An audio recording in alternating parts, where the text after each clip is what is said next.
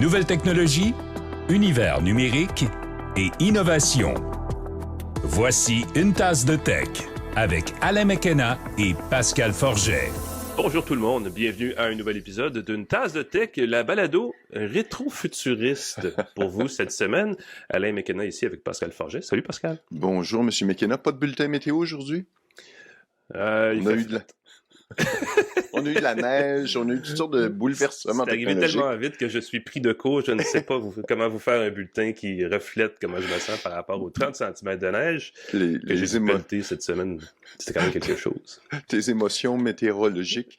Dans cet épisode d'une tasse de tech, on va parler de la Gaspésie, de Stingray, on va parler du Pixel Drop de novembre, on va parler de Sans fil chez Maxi. Je trouve ça très très drôle. On va parler de BlackBerry, on va parler du OnePlus 15, on l'a en main, on va l'essayer.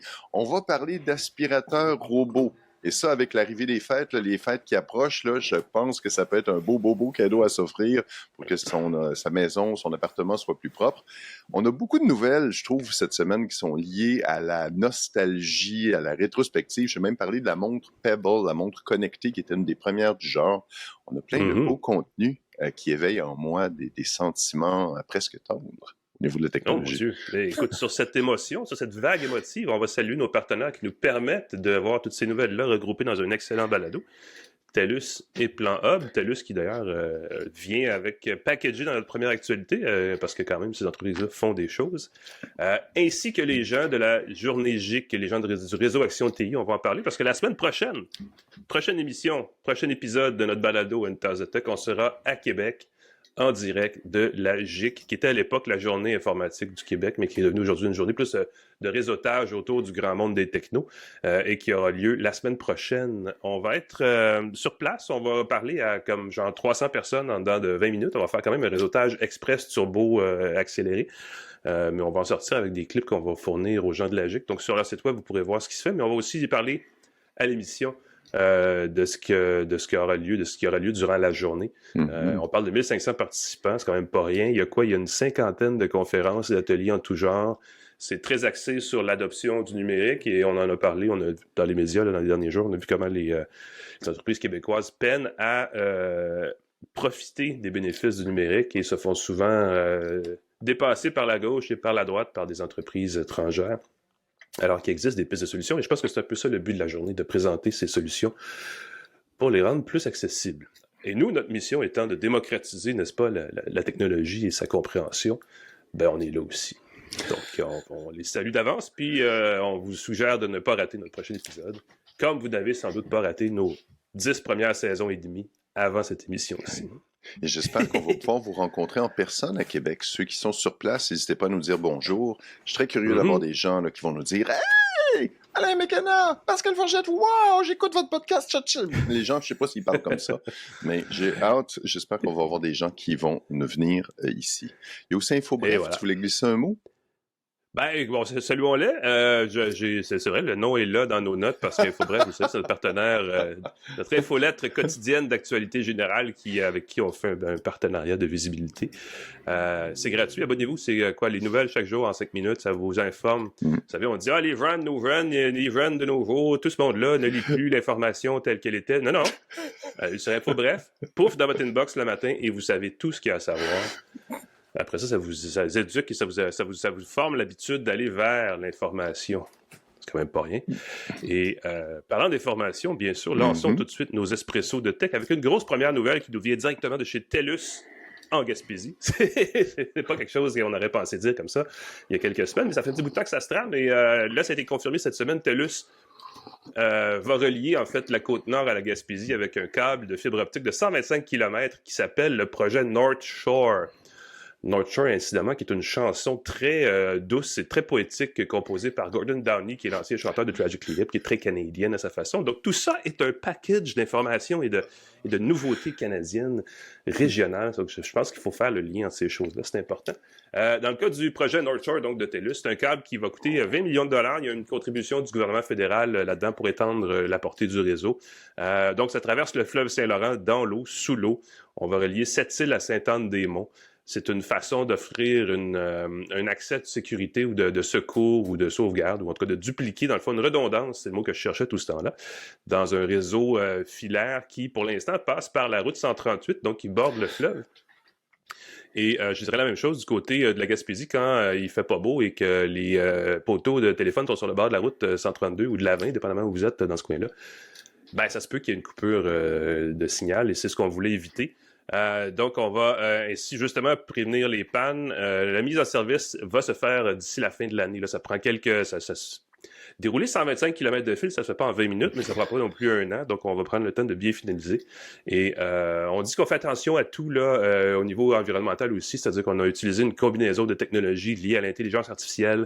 Il y a de l'imagerie thermique, il y a des gens qui sont sur place et qui regardent avec leurs yeux pour s'assurer que tout est responsable et bien fait et qu'on va pas comme dropper un fil sur le dos d'une baleine, si vous voyez ce que je veux dire. C'est drôle, c'est exactement ce que j'allais dire. Tu veux pas faire tomber un câble sous-marin sur la tête d'une baleine.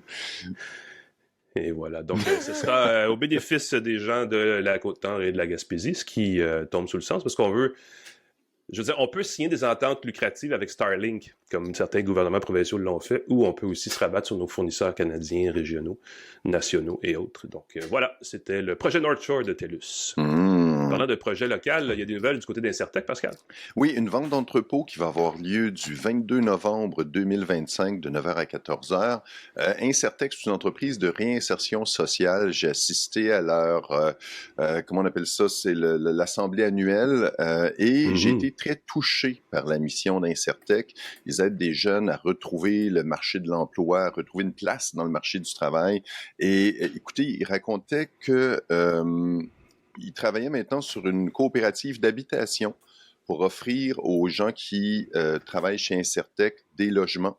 Parce que souvent, les gens qui réinsèrent n'ont pas toujours un accès facile au logement. Et là, je trouvais ça tellement beau.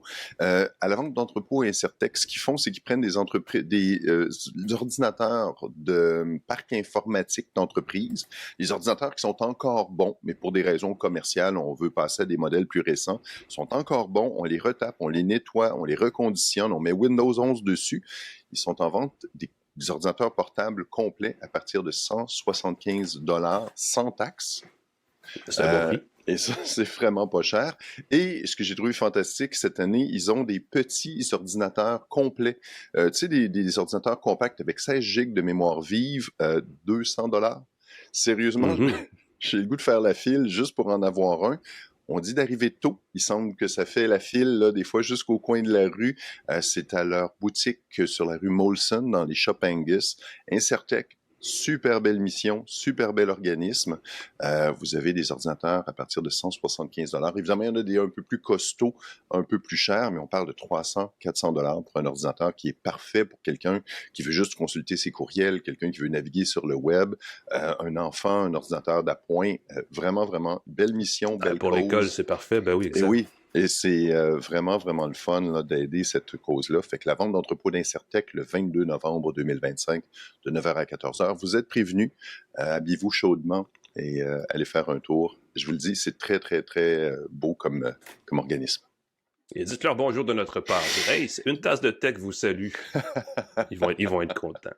Nous aussi, en fait, parce qu'on les voit pas assez souvent. On fait dans la grosse nouvelle locale cette semaine, il s'est passé beaucoup de choses parce qu'on va parler de musique numérique en ligne et c'est rare qu'on fait ce genre de nouvelles-là, mais vous avez peut-être vu passer ça cette semaine. TuneIn, le service de radio par Internet, a été racheté par Stingray. Dont je pense le nom exact est Stingray Digital, mais je suis pas certain, c'est une compagnie de Montréal. Stingray, ils font depuis longtemps de l'agrégation, mais aussi de la curation de musique pour le numérique. Ils ont aussi des stations de radio un peu partout au Canada et ils ont aussi des applications liées aux postes musicaux sur la télé câblée. On le voit, puis ils ont aussi une application mobile qui fait du contenu pas tout à fait comme le ferait Spotify ou Apple Music, mais on s'en approche. Et là, Stingray vient d'acheter TuneIn pour la coquette somme de 245 millions de dollars canadiens. C'est 175 millions américains, mais ça se traduit, vous savez, avec le taux de change en un petit montant quand même assez substantiel. Ça fait de Stingray et TuneIn le troisième plus gros joueur dans l'audio numérique, dans le streaming numérique au monde, après YouTube et Spotify. Donc, ça, tout d'un coup, là, on a un géant chez nous de la musique et de l'audio en ligne. Est-ce que ça veut dire qu'on a le prochain super baladeur podcasteur ici qui va être poussé par... Je pense pas, parce qu'ils sont pas dans la... Ils n'ont pas la main dans le contenu tant que ça. Ils offrent vraiment une infrastructure pour les chaînes, les radios traditionnelles aussi. Ils ont beaucoup de radios traditionnelles en version numérique, offertes en streaming. Ils ont l'œil, et ça, j'aurais aimé ça en parler avec eux, ils ont l'œil sur la prochaine génération de voitures connectées, parce que la plupart des nouvelles voitures ont un système dans le tableau de bord qui est basé sur Android, qui s'appelle Android Automotive, sur lequel on peut télécharger des applications comme on le ferait sur un téléphone. Et évidemment, ça ouvre la porte à toutes les applications d'audio connectées qui ne sont pas des ondes FM. Par exemple, vous pourriez écouter le 98.5, notre station affiliée qu'on aime beaucoup, sur les ondes FM, mais aussi dans l'application Cogeco et via la plateforme Android. Donc, on vise ce créneau-là. On se dit, il y a beaucoup de demandes, il va y avoir beaucoup de demandes de ce côté-là. Et les constructeurs d'automobiles aussi ont l'œil là-dessus. Et clairement, ça s'en vient. Et là, on a un gros joueur au Québec, donc c'est le fun. Et je veux dire ceci, c'est ce qui manquait peut-être du côté des Spotify, des Apple Music et tout ça, ça va créer un système, une plateforme d'audio en direct. Donc, les gens qui écoutent la musique, qui écoutent les choses par le numérique, vont tout d'un coup avoir... Et il l'a déjà via TuneIn, mais ils vont l'avoir encore mieux, encore plus développé du côté de cette nouvelle plateforme unifiée qui va probablement soit garder son nom, soit changer, mais quand même qui va offrir toujours du contenu en direct. Peut-être qu'on sera bientôt, on pourrait dire, une tasse de texte sur votre plateforme Stingray préférée, ce qui serait quand même quelque chose, via Cogeco. Donc, ça serait quand même un... ce qui est le fun, c'est qu'on a plein de joueurs québécois tout d'un coup. Et ça, il faut vraiment le souligner. Ouais. Et la beauté d'écouter sa musique de façon numérique, c'est qu'on peut l'écouter où qu'on soit. Moi, j'ai grandi à Saint-Donat, dans les Laurentides. C'était dans les Laurentides à l'époque. Les gens disent « Non, c'est dans le Lanaudière. » C'était dans les Laurentides à l'époque. Ça a changé ça a changé d'affiliation. Je ne sais pas pourquoi. Et c'était très drôle parce que quand on écoutait la radio, on quittait la zone où on pouvait entendre la station de radio par les ondes FM avec la radio numérique. Si du moment qu'on a une connexion cellulaire, on va pouvoir continuer d'écouter ces radios sans interférence, ainsi de suite. Et on parle de nostalgie dans cet épisode-là. Stingray s'appelait Galaxy avant. Oui, les stations Galaxy, ben oui, t'as raison. Ça me chicotait, c'était disponible sur le câble. Tu avais des chaînes Galaxy. C'était Galaxy qui est devenu Stingray. Ah! On en apprend des choses dans le podcast. Ah, on est là pour ça. C'est ça notre but. Tiens. Parlant de nostalgie, on va tout de suite aller parler de la montre Pebble que tu utilises encore quand même, c'est pas rien. Ben écoute, je l'ai ressorti de mon tiroir parce que la montre Pebble, c'était une des premières, sinon la première montre connectée à son téléphone. Et c'était très cool d'avoir des notifications. C'était très cool de pouvoir utiliser différentes faces, différents affichages avec différentes informations dedans. C'était évidemment là les tout début, le Bluetooth connectait une fois sur deux, c'était un peu particulier, mais ça fonctionnait bien. Et c'est disparu. Ça a été lancé en 2014. Et à un moment donné, ils ont arrêté de supporter la Pebble. Il y a des gens qui ont décidé de continuer de la supporter. Ça s'appelait Rebel. Comme au lieu de Pebble, R comme a Rebel, rebelle, et en même temps Pebble comme le caillou. Sauf que le créateur de Pebble a décidé de reprendre les droits de Pebble. Il a demandé, je pense que c'était vendu à Google, toute une histoire. Et ils ont lancé l'application Pebble pour leur nouvelle montre, qui étrangement est aussi compatible avec la montre originale de 2014. Oh, ça c'est rare que ça arrive, ça. Et ça, je trouve ça assez miraculeux. Évidemment, si vous avez une montre Pebble, sortez ça de vos tiroirs, chargez-la. Il est possible que la pile ait mystérieusement perdu de sa capacité. Certaines personnes ont sorti ça de leur pas de tiroir. Mystère, là, ça fait longtemps. Il y avait comme, oui, il y avait une petite bosse dans la montre qui fait comme « Oups, la pile n'est plus bonne. Ouais. » Évidemment, je regarde la mienne, elle fonctionne encore. Je touche du bois, mais l'autonomie, j'ai l'impression qu'elle sera plus ce qu'elle était. Puis certaines personnes peuvent ouvrir, changer, ça se remplace, ça se met à jour. Vous avez une montre de 2014, une montre connectée de 2014 qui va fonctionner avec la nouvelle application. Je l'ai fait ce matin. J'ai fait comme « Wow! » Il y a quelques semaines, je l'avais fait avec l'application Rebel. C'est un peu plus compliqué. Avec la nouvelle application, c'est comme un charme. Application officielle, support. Bien hâte de voir et bien hâte de réessayer. Il y en avait une, entre autres, c'était l'application avec le Nyan 4. Le chat qui faisait gna gna gna gna gna gna puis qui se déplaçait, là, on a ce fond-là qui est possible. C'est un des classiques de la Pebble. Bien hâte de voir ça. il est de bon ton quand on est dans les TI de se déplacer avec la montre calculatrice Casio de l'autre époque. Ben, la Pebble, c'est un peu l'équivalent de ça. Vous vous affichez clairement une forme de nostalgie, mais une compréhension aussi de ce que c'était la techno à l'époque. Vous pourrez, si vous le voulez, installer l'application pour Pebble sur un téléphone acheté à l'épicerie. C'est quand même une drôle de phrase. Parce que depuis cette semaine, c'est pas les seuls, mais c'est maintenant officiel. Bell et Loblaw ont lancé Sans nom mobile. C'est une nouvelle, c'est un nouveau service de téléphonie cellulaire qui s'achète littéralement chez Maxi au Québec, donc dans les 170 magasins épicerie Maxi du Québec. Les Maxi, c'est l'enseigne qui a essentiellement fait disparaître Provigo là, dans la dernière année et demie à peu près, donc chez Loblaw. Ça cible, on parle de forfait prépayé, là, sans vérification de carte de crédit, sans contrat à terme, vraiment un service extrêmement simple qui cible évidemment des consommateurs qui ne veulent pas le gros service complet avec toute la patente, mais qui veulent un téléphone qui peut servir à l'occasion et qui peut dépanner. Mais on a quand même des forfaits qui varient de 20 à 60 $ et qui offrent des données mobiles. De base, on parle de 2 gigaoctets sur les réseaux LTE, les réseaux 4G, donc c'est vraiment un service de base. On peut rehausser avec un forfait sur les réseaux 5G à 40 $ et à 60 $ par mois, où on a 10 et 30 gigaoctets de données. Détail intéressant, ça inclut les appels et les textos illimités au Canada et aux États-Unis d'office. Donc là, c'est une nouvelle frontière qu'on vient de franchir clairement. Ça semble beau et magique comme ça. Évidemment, ça opère sur le réseau de Bell et il faut aussi s'acheter une carte SIM. Donc, on ne sort pas les petits détails, mais il y a quand même des petits détails. La carte SIM coûte 10 $, mais une fois qu'on l'a, la mensualité, évidemment, ne varie pas. On promet un service où on ne se cassera pas la tête. Donc, les gens qui veulent quelque chose de très basique là, dans le sans-fil, ils ont une nouvelle offre. C'est drôle parce que Sans nom, c'est la fameuse marque qui n'est pas une marque chez Maxi, chez Loblaw, de produits, je veux dire, très bon marché. Donc, on essaie quelque chose. En ce moment, les enseignes moins chères, souvent c'est Fizz qui appartient à Vidéotron, c'est Koodo chez TELUS qui sont très agressifs. Et là, Bell avait déjà Virgin, je pense. Et là, on lance une nouvelle gamme qui est encore plus abordable. Je vais féliciter l'effort de vouloir offrir du sans-fil moins cher, parce que c'est souvent le contraire qu'on fait. On s'est toujours plaint qu'on payait toujours plus cher, et là, au moins, on pousse dans une autre direction. Donc, écoute, il peut y avoir les mêmes choses chez Metro et chez IGA. Je veux dire, pourquoi pas, n'est-ce pas?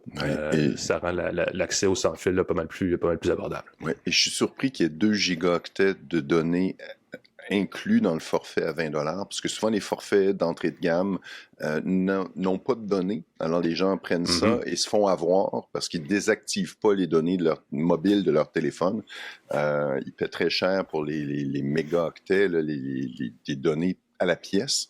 Dans ce cas-ci, le forfait 5G me semble assez conventionnel, mais l'idée d'offrir des données plus lentes, parfaites pour prendre ses courriels, par exemple, de façon mobile ou consulter des cartes sur le web.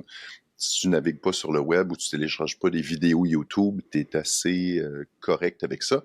Et écoute, si c'est illimité au Canada et aux États-Unis, j'ai presque le goût de m'en prendre une juste pour aller au CES, pour aller en voyage. Tu prends une puce, c'est 20 $. Voilà, le numéro. mets ça dans ton téléphone, tu as un vrai numéro de téléphone, tu peux recevoir des textos. Pour ceux qui, tous les snowbirds, je pense que ça va leur parler beaucoup, d'avoir ça dans un téléphone d'appoint, par exemple. Mais ça ne sera pas un Pixel 9 Pro, par contre. Je dis 9, mais ça peut être plus que ça. Non, petite nouvelle amusante voilà. qui soulève plein de questions. Dans son Pixel Drop de novembre, Google offre la détection vocale des arnaques téléphoniques au Canada, en français. J'ai vérifié dans les petits caractères, c'était pas clair. Ça s'est déployé en ce moment, fait que ça se peut que ce soit pas immédiatement accessible. Ce que je comprends, c'est que la fonction utilise l'intelligence artificielle pour détecter les conversations que vous avez. Ils vont détecter les modèles utilisés par les fraudeurs. Évidemment, on indique bien que c'est pas infaillible, parce que les fraudeurs vont toujours changer leur discours et tout. Il va falloir avoir un Pixel 9 et plus pour avoir cette option-là et être confortable avec l'idée qu'une intelligence artificielle écoute tes appels. Parce que c'est sûr que c'est peut-être une intelligence locale. Encore une fois, il va falloir lire les petits caractères. Mais j'imagine voir la notification qui dit « Attention, monsieur, attention, madame c'est peut-être un fraudeur qui vous parle. » J'avoue que j'aime beaucoup cette option-là. Et dans le Pixel Drop, une option qui m'a fait beaucoup rire, une option pour enlever les lunettes de soleil dans les photos qu'on prend. Est-ce que je pourrais enfin avoir les yeux bleus c'est ça sur mes photos? Je suis tellement inquiet de cette fonction-là parce que, écoute, on te crée des yeux.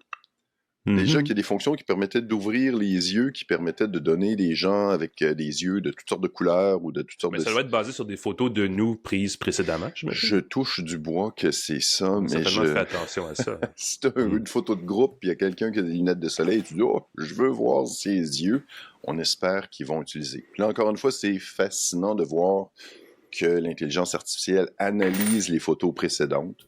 Comme tu le dis, j'assume que c'est ça. Google Photos est en cloud, ils peuvent faire ce qu'ils veulent. Ils ont dans les conditions d'utilisation que personne ne lit, c'est écrit spécifiquement. Ouais.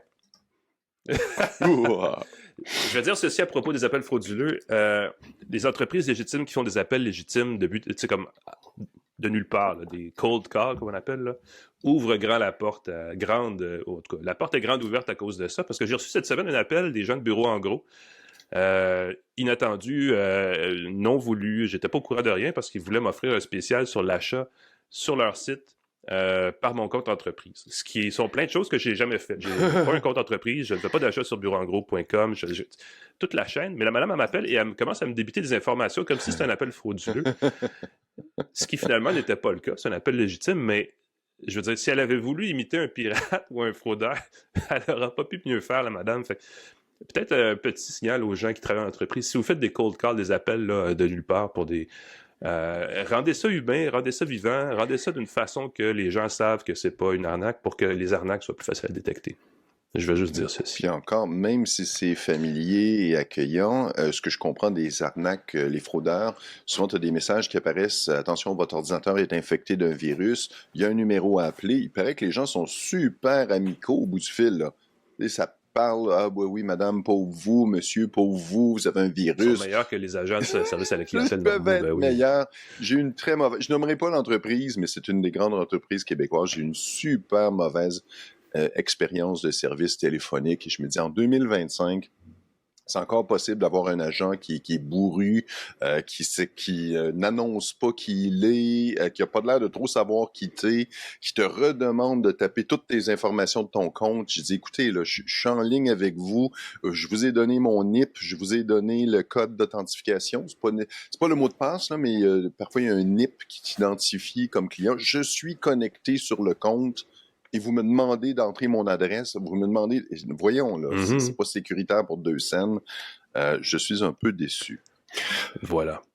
Retombons dans la nostalgie et parlons un peu du bon vieux BlackBerry. Oui. Quand on parle du BlackBerry, c'est un peu comme la montre Pebble. On s'adresse à des gens qui ont la nostalgie de l'époque, donc on comprend que c'est pas tout le monde que ça intéresse, mais dans ce cas-ci, si vous êtes un peu bidouilleur, ça peut être intéressant parce que on veut... en fait, c'est un développeur qui a créé un système qui s'appelle Marathon OS qui veut ramener sur les téléphones Android le meilleur des fonctions d'ergonomie du BlackBerry. Il y en avait des bonnes. Oui. Le BlackBerry a connu le sort qu'il a connu pour plein de raisons, mais pas parce qu'il ne fonctionnait pas bien au niveau de la façon dont on utilisait son interface. Et là, ce que le développeur a créé, c'est un truc qui s'appelle Marathon OS, qui est une plateforme mobile basée sur Linux, donc c'est pas nécessairement Android. On parle d'un projet qui s'appelle Postmarket OS, qui est conçu pour fonctionner quand même sur le téléphone Android, et ça fonctionne déjà sur... en fait, on l'a essayé, le développeur l'a essayé sur un OnePlus 6, donc un téléphone OnePlus d'il y a quelques années, donc qui n'est pas nécessairement le plus performant, et ça roule plutôt bien, donc on imagine que ça pourrait fonctionner sur d'autres téléphones Android éventuellement.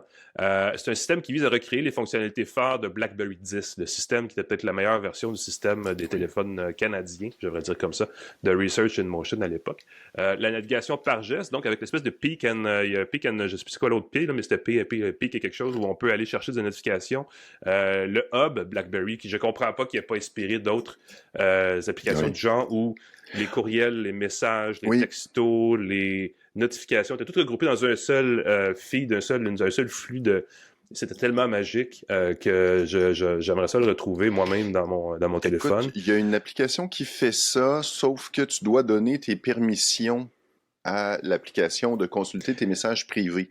Et j'en ai parlé, j'ai trouvé ça merveilleux, mais il fallait s'authentifier constamment. Et évidemment, chacune des applications disait « Hey, risque de sécurité, tu me demandes de passer par une tierce partie. » C'est ça le problème. Et donc... il y a aussi je ne savais pas que ça avait un nom, ça, les Active Frames. Vous savez, c'est quand on ouvrait une application et qu'elle devenait de coup ouverte, mais quand même dans l'écran d'accueil en version petite fenêtre. C'est pas super loin de ce que Apple, Android le fait aussi, là, mais quand on a des applications toutes ouvertes côte à côte, mais c'était mieux intégré peut-être dans BlackBerry 10, effectivement. Moi, ce que je m'ennuie le plus du BlackBerry, c'est le texte prédictif au-dessus de chaque touche. Je sais pas si tu te souviens, quand j'ai vu ça, j'ai fait « Oh là là, c'est merveilleux ». Dès que tu tapais une lettre avec un véritable clavier, pas un clavier, tu pouvais faire glisser vers le haut sur chaque touche. Fait que si tu tapais... le clavier était tactile en plus d'être physiquement Exactement, fait que tu fais taper P, et là, ça te proposait P. Au-dessus du A, il était marqué Pascal. Au-dessus du R, préparé. Au-dessus du U, c'est publicité. Et il te proposait des mots et tu pouvais vite composer les mots que tu utilises le plus fréquemment en juste faisant un mouvement du doigt au-dessus de la touche. Et ça, je trouvais ça magique. Pascal va vous préparer une publicité, c'est ça que tu es en train de nous dire. Donc, je cherchais des mots avec PU, ça aurait pu être, je sais pas moi, purulent, mais j'utilise plus souvent publicité que purulent, selon évidemment les mots qu'on utilise le plus fréquemment. Puis ça, cette fonction-là du texte prédictif, c'était magique à l'époque. Effectivement. Je ne sais pas si c'est faisable de répliquer parce qu'il y avait un élément matériel à ça, mais c'est vrai que c'est une belle fonction des BlackBerry.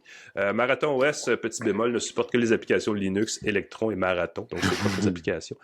On promet un émulateur pour Android sur là. C'est un peu weird parce que c'est une version de Linux sur des téléphones Android qui va avoir un émulateur Android pour faire fonctionner les applications Android en plus de...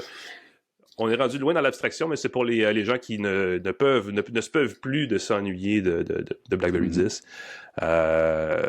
Surveillez ça. On promet des mises à jour pour le rendre de plus en plus compatible avec le plus en plus de téléphones possible. À suivre. Un autre élément nostalgique, Alain. Je ne sais pas si tu te souviens de Ninit. C'était non, en fait. C'est une application qui permettait d'installer en une fois plusieurs applications que tu aimais.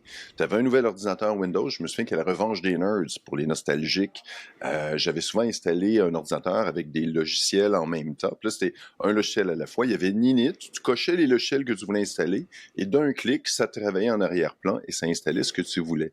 Microsoft propose, ceux qui ont un ordinateur Windows évidemment, il y a un truc très drôle qui s'appelle App Pack, qui se connecte avec le Microsoft Store, donc la boutique Microsoft, et qui te permet d'installer d'un clic les applications que tu veux.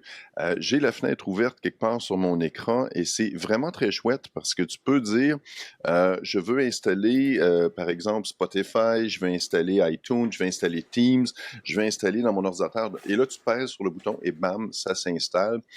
Des applications gratuites, évidemment, du Microsoft Store. Fait que si vous recevez un nouvel ordinateur, si vous avez acheté un... Je vois ton téléphone qui sonne, on est tellement dans l'ancien temps. Qui est-ce qui appelle encore au téléphone? Un téléphone prioritaire. Oui, il y a, si vous achetez un nouvel ordinateur, la vente d'entrepôt Incertec, par exemple, vous voulez configurer plusieurs applications. Jetez un coup d'œil là-dessus dans le Microsoft Store, les App Pack, Teams, Spotify, des jeux ou des applications plus concrètes pour personnaliser son interface, comme Flux. Je ne sais pas si tu connais cette application-là. Je pensais qu'elle était que pour Apple. Il semble qu'il y a une version Microsoft. J'ai découvert ça. Malheureusement, ça ne permet pas de désinstaller les applications qui sont installées dans les nouveaux appareils. Récemment, j'ai configuré une nouvelle machine. Puis il faut que tu enlèves l'antivirus en promotion, installé dedans. Il faut que tu installes des jeux installés en cadeau dedans. Il faut que tu installes un paquet de désinstallés. Ça, c'est possible avec une autre application dont le nom m'échappe. Et là, les gens doivent crier « C'était l'application! » Je m'en souviens plus. Marie. Les installateurs, ça vient souvent avec des attrapes. C'est ça qui est le problème. C'est gratuit pendant 3 mois. Puis après ça se met à popper. Et là, les gens se sentent obligés de payer. Je pense qu'on peut avoir des très, très belles options de sécurité dans son ordinateur avec Defender de Microsoft qui est gratuit, qui suffit d'installer, puis le garder à jour. Il faut juste être prudent. Ben oui. Il y a eu... quand même une assez grosse nouvelle du côté du jeu vidéo dans les derniers jours. Là, Valve, qui, vous le savez, là, est l'entreprise derrière la plateforme de jeux Steam, a présenté 3 nouveaux appareils pour... parce qu'on n'a pas assez de jeux vidéo partout, là, pour rendre le jeu vidéo encore plus accessible. Mais le jeu sur PC spécifiquement, on a dévoilé, en fait, une nouvelle manette, un Steam Controller, qui est inspiré de la Steam Deck, mais c'est justement, on veut surfer sur la popularité de la Steam Deck pour aller au-delà de juste le jeu sur PC. Donc, un contrôleur assez classique, là, très inspiré de la Steam Deck, avec les 2 joysticks, les 2 bâtons analogiques magnétiques, 2 pavés tactiles, 8 gâchettes, tout ce que vous voulez, qui est compatible avec un PC et avec, clin d'œil, Steam Machine et Steam Frame. Et là, vous dites, mais que c'est ça? Ben, c'est les deux autres appareils qui ont été présentés en même temps par Valve. La Steam Machine est essentiellement un gros cube d'à peu près 15 cm par 15 cm, très carré, qui se veut, si vous voulez, une console PC, une console SteamOS qu'on branche dans un téléviseur, donc qui veut sortir Steam des ordinateurs pour l'amener dans le salon, qui est un peu le fantasme de la Xbox à l'origine, d'ailleurs, chez Microsoft, il y a de cela de nombreuses années. C'est une machine qui a l'air tout à fait correcte. On parle d'un processeur AMD Zen 4 avec 16 Go de mémoire vive, DDR5, là, qui est quand même un protocole de mémoire vive qui permet une bonne bande passante. On promet des images, des jeux vidéo de résolution 4K à 60 images par seconde avec lancer de rayons. Le quoi? Bon sang. Le ray tracing. C'est mon téléphone, Alain, qui sonne. C'est toi qui joues de la musique maintenant? C'est vraiment fou. Expérience musicale. Puis c'est un numéro privé, fait que c'est peut-être un fraudeur qui ait de m'appeler. Ou le médecin. Effectivement. Ou le médecin. C'est peut-être Google qui t'appelle et qui dit « Hey, on a un service pour toi. » Pour revenir à la Steam Machine, donc 4K 60 images par seconde avec Ray Tracing, 512 gigaoctets jusqu'à 2 téraoctets de stockage inclus, plus une fente micro-SD. Donc, vous pouvez vraiment présumer qu'on peut essayer plus que 4 jeux là-dessus, ce qui est quand même pas rien. Et de son autre côté, on a aussi le Steam Frame. Et ça, c'est intéressant parce qu'on sentait comme un essoufflement et on sentait pas une effervescence de ce côté-là, mais c'est un casque de réalité virtuelle. Ça existe encore, ça? Surprise. Ça existe encore, ça? On est en train de créer une espèce de spectre de ces appareils devant les yeux, je vais dire comme ça, qu'on porte de la lunette banale, la lunette connectée avec musique, jusqu'au full casque style Vision Pro d'Apple.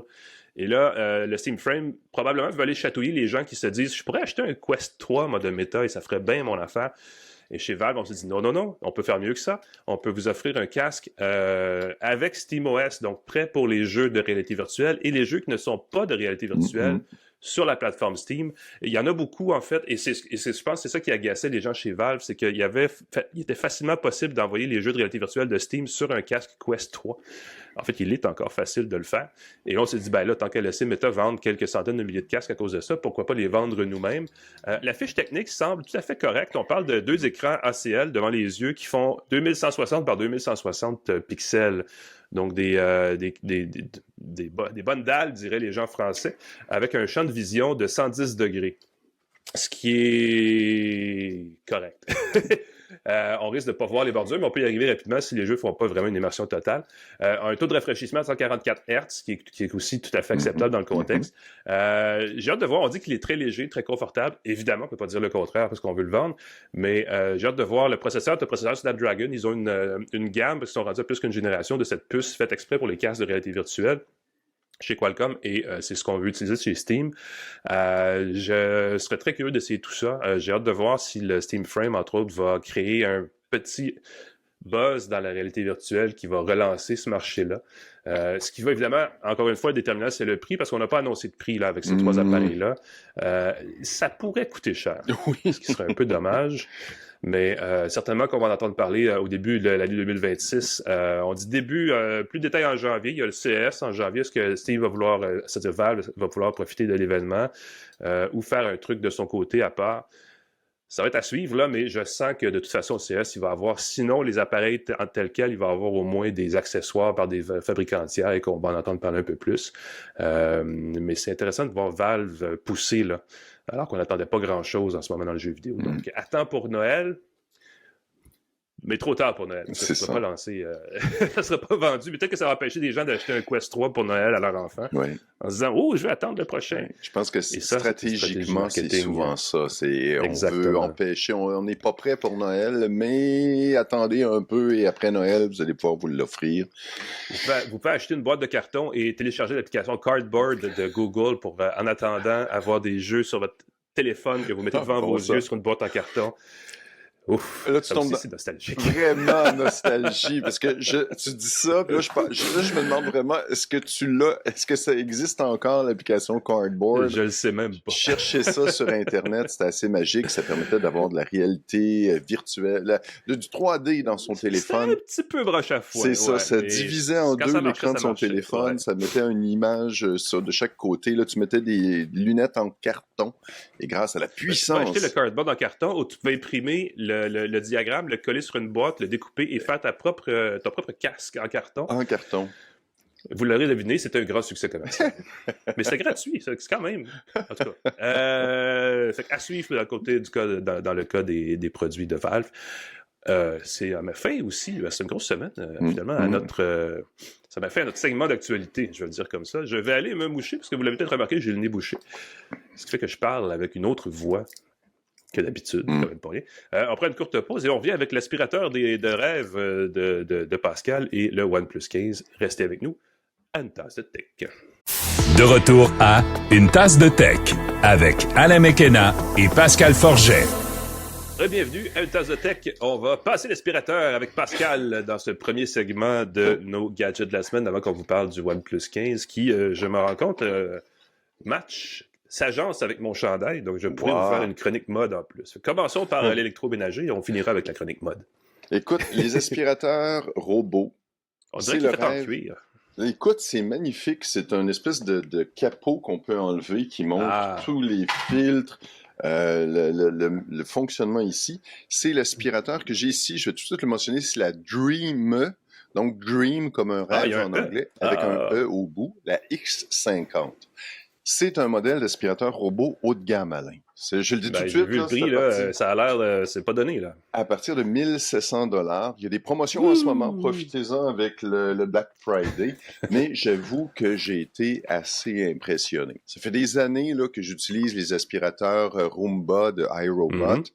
Il y a des aspirateurs iRobot à partir maintenant de 400 quelques dollars qui sont, encore une fois, une génération, là, c'est complètement, par rapport au premier modèle, des modèles beaucoup plus performants, beaucoup plus efficaces, beaucoup plus faciles à entretenir. Les deux questions, c'est est-ce qu'il a un petit bras pour ramasser le bas qui traîne et est-ce qu'il peut éviter de passer le caca de ton chat ou de ton chien? Deux choses extraordinaires. Le modèle Dreamy, peut-être qu'il prononce en anglais, X50, est silencieux. Il aspire et il lave. Et ça, c'est quelque chose qui est assez fantastique. Non seulement il va passer l'aspirateur chez toi, mais en plus, il y a deux petites brossettes qui tournent. Et c'est super astucieux parce que ça met une petite solution nettoyante diluée dans de l'eau. Ça scanne en 3D les pièces. Donc, quand tu te promènes, écoute, j'ai regardé là, après le premier cycle de nettoyage, tu as vraiment un plan de mon appartement en 3D assez impeccable. Oui, non seulement l'aspirateur évite maintenant les obstacles, il détecte maintenant les animaux. Tu peux indiquer, il va détecter que tu as des animaux, tu lui dis que tu as des animaux, il va faire attention quand il y a des animaux pour les éviter et les apprivoiser. Le petit bras, il n'y a pas de petit bras. C'est pas le modèle avec le petit bras qui ramasse les chaussettes. Gadget, le petit bras pour exactement. Mais, et ça, j'ai été vraiment émerveillé de le voir à l'œuvre. La petite brossette se déploie pour aller chercher les coins. Souvent, les disent, les aspirateurs robots, ça va pas dans les coins. Je pense que les gens, en général, vont pas dans les coins. L'aspirateur robot, maintenant, avec le petit bras, va aller chercher avec la brossette les endroits plus difficiles d'accès. Je veux dire ceci. Lane Hudson va dans les coins. Donc, un aspirateur peut être dans les coins. J'assume que c'est une référence de sport. Oui, c'est ça. J'avoue que j'assumais que c'était ça. L'autre chose, les deux petites brosses qui se nettoient. Évidemment, on peut choisir seulement d'aspirer. On peut choisir seulement de nettoyer le plancher avec une solution plus d'eau, moins d'eau. Les petits coussinets se sèchent. Et ça, j'ai trouvé ça grandiose parce qu'un des trucs qui est problématique avec les premiers aspirateurs robots, ça demandait, je trouvais, beaucoup d'entretien pour que ça fonctionne bien longtemps. Il fallait enlever les poils dans les brosses, il fallait vider le bac régulièrement. Dans ce cas-ci, les coussinets, pour pas que ça sente mauvais, pour pas que ça moisisse, se sèchent. Fait qu'une fois que tu as passé ton aspirateur, tu entends une espèce de bruit de ventilateur, ça fait comme et les coussinets sont séchés. L'autre chose, normalement, il fallait vider le bac régulièrement de son aspirateur pour que ça fonctionne bien. Dans ce cas-ci, la base d'accueil du X50, de l'aspirateur, qui est assez gros, c'est une grosse base d'accueil, vide ton aspirateur pour toi dans un petit sac d'aspirateur. Et ça, c'est un des petits trucs qui m'embête, c'est qu'avec les aspirateurs Dyson, entre autres, tu n'as plus besoin d'acheter des sacs. Dans ce cas-ci, tu vas avoir à remplacer de temps en temps le sac d'aspirateur, mais ça prend 2 secondes, c'est pas difficile. Et l'autre chose, c'est que tu as du liquide pour de l'eau pour nettoyer le plancher. Et là encore, tu n'as pas besoin à chaque fois de vider ou de remplir le réservoir.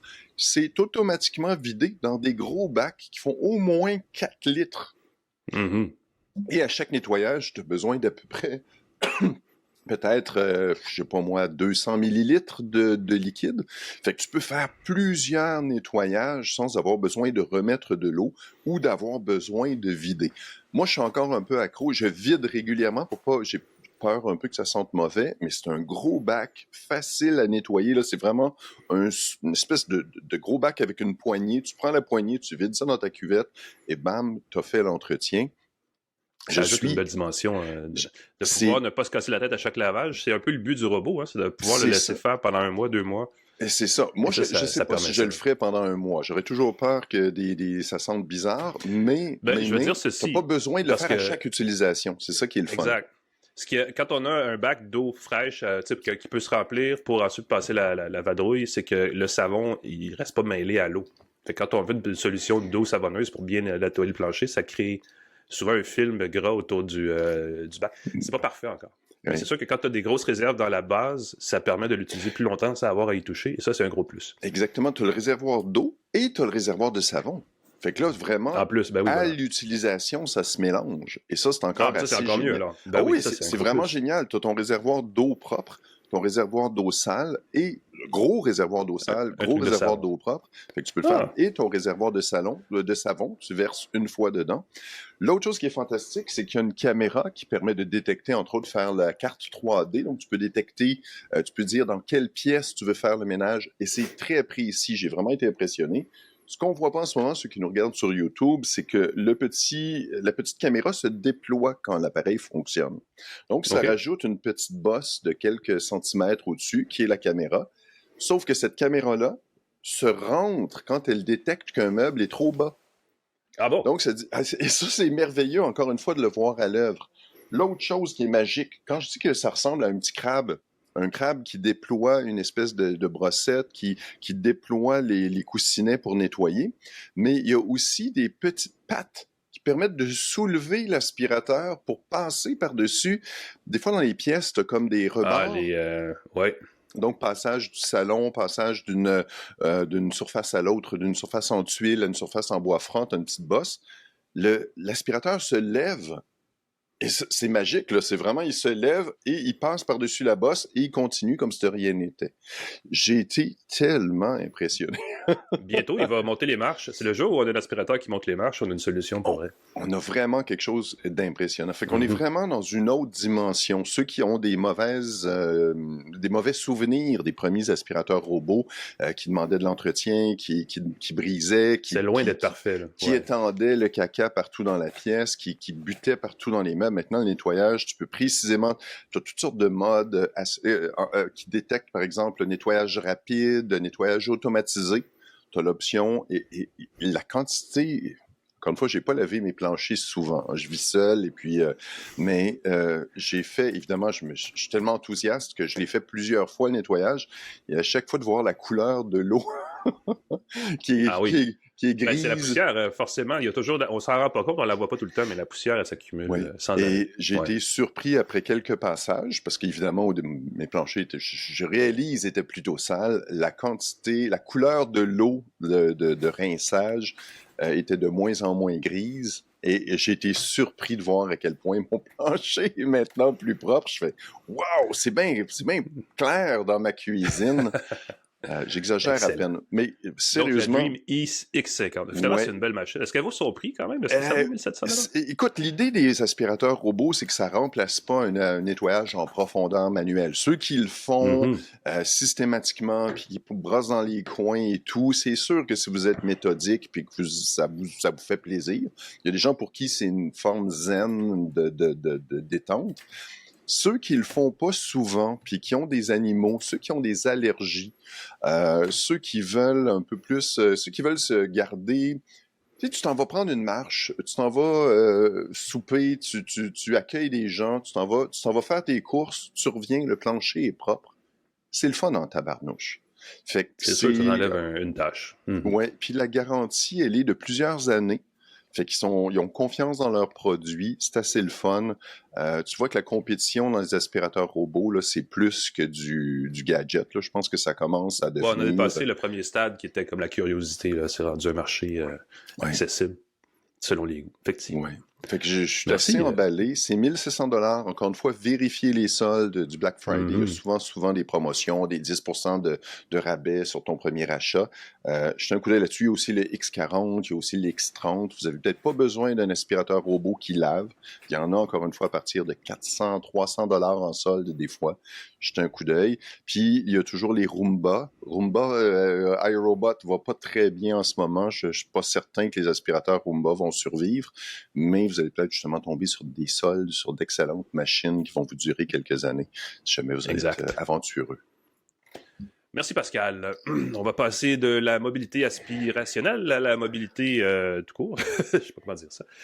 C'est cette semaine qu'on a vu l'arrivée au Canada du OnePlus 15, téléphone qui est offert en 3 couleurs. J'ai la version... je veux dire beige, il doit avoir un nom plus exotique. C'est pas mauve. J'ai installé, et ça fait partie des compromis faits pour le rendre un petit peu moins cher, j'ai installé une bague style MagSafe pour pouvoir apposer à l'arrière de l'appareil des trucs magnétiques. Ce que le OnePlus précédent, le 13, parce qu'on est passé de 13 à 15, offrait à travers des étuis. Oui. Et juste ça, je vais vous dire, si vous avez des accessoires MagSafe, là, magnétisés, sont importants pour vous, oubliez tout de suite ce téléphone-là et allez plutôt vers les Pixels qui l'ont intégré. Ils appellent ça le Pixel Snap, mais c'est essentiellement du MagSafe pour Android. Je vais dire ceci, ce téléphone-là me laisse un brin... mi-figue, mi-raisin, parce que c'est un bel appareil. On a essayé de le vendre moins cher qu'un téléphone d'une marque concurrente similaire, mais il reste qu'il coûte 1300 $. Donc, c'est pas un appareil abordable. Si on compare la fiche technique avec un Galaxy S25 un peu plus, pas nécessairement le modèle de gamme, parce qu'il est plus haut que ça dans le cas du OnePlus 15, on sauve quand même quelques dollars. Il est 1900 le S25 comparable, donc on sauve quand même 600 $. Un iPhone 17 Pro comparable serait 1750 $. Donc on veut jouer cette carte-là, mais différemment. OnePlus, une marque chinoise qui appartient maintenant à une entreprise plus grosse encore qui s'appelle Oppo, OPPO. Oppo ne vend pas ses téléphones directement chez nous. Il se base sur la marque OnePlus. Le feeling que j'ai, c'est qu'on a de la misère à générer des profits durables. On a de la misère à se tailler une part de marché conséquente en Amérique du Nord. Et là, on revient à une mise en marché plus conservatrice. Et c'est ce qui se passe. Le OnePlus 13 était tellement élégant. Ils ont mis la totale. Ils ont poussé fort. Et là, on dit non, là, on veut quelque chose de plus typique de ce qu'était le début de OnePlus. Oui, fonctionnel, utilitaire, design industriel, très simple, exactement, très sobre. Un design très simple. Et pourtant, la fiche technique est extrêmement musclée. Oui. On a le plus récent processeur Snapdragon, le Snapdragon 8 Gen 5, je veux dire comme ça, avec 16 gigaoctets de mémoire vive. On a un super affichage de l'écran. Technologie LTPO fait 6,8 pouces. On a un taux de rafraîchissement de 165 Hz. Je pense que c'est le plus élevé dans le marché. J'ai jamais vu quelque chose en haut de 140, donc on est quand même quelque part. Et surtout, c'est pas un appareil qui est particulièrement gros. Il reste quand même assez rectangulaire, assez cubique à sa façon, là, mais on a une batterie là-dedans de 7300 mAh. Ouais. C'est bon pour facilement 2 journées là, d'utilisation entre 2 recharges sans aucun souci, mais c'est énorme. Écoute, la plupart sont en bas de 6000 et là, on va à 7300. On triche un peu, là. Il y a une solution typique là, chez OnePlus qu'on utilise, mais quand même, je pense qu'on veut aller chercher une clientèle qui veut un téléphone haut de gamme qui va durer longtemps, entre 2 recharges. On réintroduit la recharge rapide à 120 watts aussi par un câble qui est inclus dans la boîte, ce qui est quand même assez important. Donc, tout ça fait un téléphone qui a une fiche technique assez séduisante, qui n'a pas le design. J'avais beaucoup aimé le design du précédent parce qu'il y avait un endos style simili-cuir qui le rendait très chic et très élégant. Là, on est allé vraiment du côté plus utilitaire, quasi militaire en fait, dans son approche, mais c'est quand même un téléphone fonctionnel. C'est la plus récente version d'Android. On a sur Android l'interface Oxygen OS que vous connaissez bien si vous avez déjà vu un téléphone OnePlus. On est à la version 16. Là, on a un OnePlus 15 avec Oxygen OS 16. Ça peut devenir mêlant vite. Mais c'est la même machine avec le même truc. Et là, on a simplifié aussi l'interface logicielle. On a enlevé tous les logiciels, toutes les applications inutiles qu'on chargeait dans le passé. Ça fait du bien. On a aussi, et ça c'est un peu banal, mais moi je trouve ça le fun quand je peux mettre plus que 3 applications de large dans un écran d'accueil. Et là, on a justement rétréci l'affichage pour permettre d'avoir plus d'applications rapides dès l'écran d'accueil. Donc, plus propre, plus rapide, moins de logiciels. C'est quoi bloatware en français? C'est des logiciels gonflables? Oui, écoute, là, tu m'en poses. Écoute, je cherche discrètement sur Google. C'est quoi bloatware en bon, français? bref, et tout ça est excellent. Et là où on est allé couper un peu les coirons, on a laissé tomber l'alliance avec Hasselblad pour la caméra. Donc, on revient à une caméra qui n'a pas de nom. Je pense que c'est normal. Là. Je pense pas que c'était nécessaire de garder ça nécessairement, mais on a un capteur Sony de 50 mégapixels comme à peu près tout le monde dans le marché a ces jours-ci. On a un téléobjectif de 3,5x qui peut être étiré en qualité optique à 7x. On joue sur les mots, mais à ce stade-ci, tout le monde joue sur les mots. Donc, je vais vous le dire, c'est un bon zoom à 3x, à 3 fois et demi, mais c'est pas beaucoup. Et là, il faut évidemment tricher en faisant un 7x amélioré ensuite par des retouches numériques et ça peut agacer les puristes de la photo et ça m'agace moi. Je ne suis pas nécessairement un puriste, mais j'aimerais ça avoir un vrai appareil optique dans mon téléphone qui va jusqu'à, mettons, 10x, puis je serais déjà très content, mais là, on ne se rend pas là. On dirait qu'on fait un pas en arrière pour éventuellement faire un pas vers l'avant parce que pour l'instant, on entend beaucoup la rumeur d'un éventuel téléobjectif ajustable, donc à focale variable, qui pourrait arriver dans les téléphones, mais là, pour l'instant, on n'est pas rendu là. On a un grand angle qui est quand même correct. Les photos sont belles. Les photos des conditions de lumière basse, de faible luminosité, sont correctes. Mais là-dessus, les pixels chez Google volent complètement la vedette. Là, ils font tellement bien. Et même l'iPhone fait mieux, en fait, que le OnePlus. Donc, si ce que ça vous prend, vous, c'est une caméra avec des fonctions téléphoniques, le OnePlus, c'est pas pour vous. Mais si vous cherchez un téléphone qui a clairement de la puissance pour tous les jours avec le processeur qui a un affichage pour du jeu vidéo mobile. Oui. Vous avez une belle machine là et vous avez aussi 2 jours d'autonomie. Donc, c'est quand même pas mal. Mais dans le marché des téléphones Android, il y a Samsung qui domine outrageusement. Il y a Google qui pousse de plus en plus fort. Et là, on sent que OnePlus se cherche un peu. Donc, c'est un peu dommage, mais ça n'enlève rien au téléphone, je veux dire comme ça. Oui. Positionnement pour la performance, la rapidité, on met de l'avant un coprocesseur pour le Wi-Fi qui serait 50% plus performant, la réactivité de l'écran avec un scan très, très, très rapide. On a intégré des composants pour jouer aussi plus efficacement et plus longtemps. Là, ça, je sais qu'on a fait ça. Aussi, le refroidissiment avec du refroidissement liquide avec, écoute, des millimètres de chambre de vaporisation. C'est vraiment là-dessus qu'on met l'accent. Mais il est plus discret visuellement et la caméra est correcte, elle est super correcte, mais elle n'est pas au niveau des appareils les plus haut de gamme. Ouais. Je me permets de dire, c'est ça, parce que beaucoup de gens qui disent la caméra est mauvaise. Et je dirais pas qu'elle est mauvaise, c'est simplement que si on cherche le top de la photo, c'est certain qu'on va peut-être vouloir aller vers d'autres appareils, comme tu l'as dit. Elle n'est pas mauvaise. Ça, c'est important de le dire. J'ai pris des photos hier dans un concert et j'étais surpris. Clic. J'étais comme, OK, tous les visages sont nets, tout est beau. C'est sûr que si on regarde avec une loupe, on va peut-être pas avoir les photos qu'on aurait pu avoir avec un iPhone ou un téléphone Samsung. Les modèles de haut de gamme, parce que les modèles moins haut de gamme de Samsung ont des appareils plus conventionnels aussi.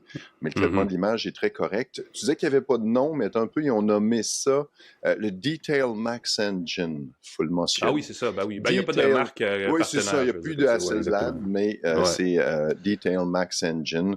Voilà. Donc, c'est leur système maison de traitement numérique des photos. On va voir ce que ça donne. Yes. Le OnePlus 15, en un mot. Un peu cher pour un téléphone qui est moins cher que d'autres. C'est bizarre à dire. Mais, ou peut-être qu'on est juste habitué d'avoir tellement des fiches techniques incroyables que ça devient un peu blasant, mais considérez-le si vous voulez un téléphone Android haut de gamme et que vous ne faites pas nécessairement de la photo professionnelle. Ben, l'analogie que j'ai utilisée à quelques reprises avec les téléphones OnePlus, c'est que tu as les grandes marques de voitures, tu as, je sais pas moi, Tesla, Honda et compagnie. On dirait que OnePlus, c'est plus comme une petite voiture un peu exotique. C'est comme avoir un véhicule, là, pas... encore une fois, tu connais mieux un véhicule que moi, là, mais si tu t'achètes une... je sais pas une Ferrari, mais un véhicule... ça peut être une Lexus, mettons, un truc de genre, par opposition à des véhicules de marque plus natives comme Mercedes. C'est ça, quelque chose où je pensais à MG, une marque un peu exotique qui te donne la performance, mais que tu vas avoir des compromis au niveau de l'usage de tous les jours, disons. Mais pour quelqu'un qui veut gamer, je pense que c'est une super bonne option. Je pense qu'ils misent là-dessus beaucoup. Performance, rafraîchissement et tout. Moi, Je j'ai pense que été très... les gamers sur mobile magasinent beaucoup leur téléphone. Donc, c'est peut-être... Mais la fiche technique est tout à fait correcte, cela dit, effectivement. Et voilà. Voilà. C'est la fin, Pascal. Et, écoute, on va remercier nos partenaires TELUS et Plan Hub, Cogeco Média pour la mise en onde qui nous diffuse partout où vous pouvez écouter un podcast. Abonnez-vous, mettez une note, dites que vous aimez le podcast Une tasse de tech, on travaille fort. La semaine prochaine, Alain, on se voit à Québec. Oui, on s'en va à Québec pour la GIC. La GIC. N'oubliez pas la vente d'entrepôts d'Incertec. Alain, on peut te lire dans la presse, entre autres. Il y a aussi une balado de voiture que tu fais. Ça tient la route. On est le dimanche matin au 98.5. Et voilà. Et pascalforgette.com pour me lire. J'ai mis mes notes et mes commentaires sur le OnePlus 15, si jamais vous en avez envie. Et je mets aussi un résumé des nouvelles dont je parle dans le podcast. Jetez un coup d'œil là-dessus. N'hésitez pas. Ça me fait plaisir de vous lire si vous m'écrivez. Parfait. Ben, merci Pascal. Merci à tout le monde de nous avoir écoutés. Revenez-nous la semaine prochaine en direct de Québec pour une autre tasse de tech. Salut tout le monde.